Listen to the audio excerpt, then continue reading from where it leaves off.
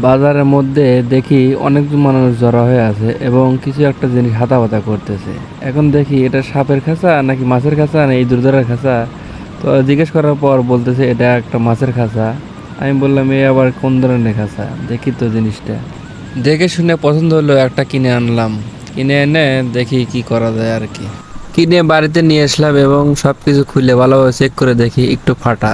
তো ফাটা আর কি করা, কিনা তো হালাইছি এখন। ফাটা আছে না আছে ওই দেখি পেতে দেই, দেখি মাছ ধরে নাকি।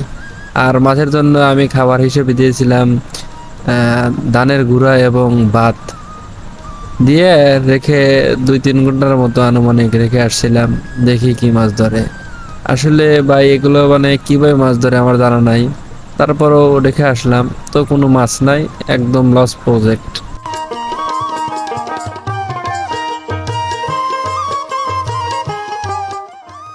হে কি কি মাছ ধরবি নি? বোয়াল পুটি ট্যাংরা মাছ যদি না ধরে তাহলে কেমন হবে নি? ভালো উঠলে লস।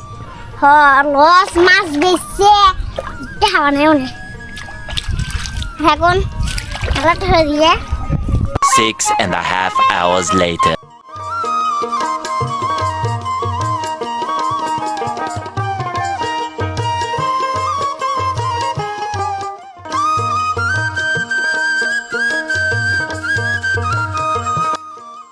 রুকে টান দে, রুকে টান দে।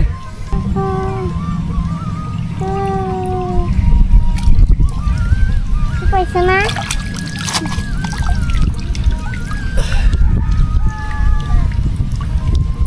রুকে মাছ কো দে। আমার গায়ে বসা ডুবো নাই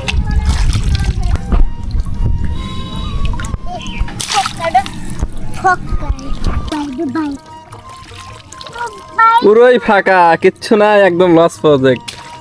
আরে কে মাছ তো নাই তাহলে? তাহলে একটা বুদ্ধি হলো এইটা দিয়ে হেরে হেরে একটা মাছ ধরলো না। হ্যাঁ একটা মাছ মাছই নাই, এটা হলো ফোকাস জিনিস। হাত ফোকাস জিনিস, হালার ফাঁকল হাত ফাঁকা জিনিস।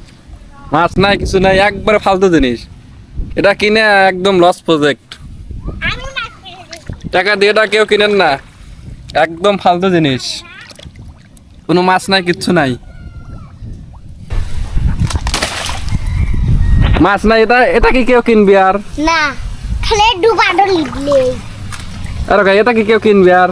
নাও একবার ফালতু জিনিস লাই। হ্যাঁ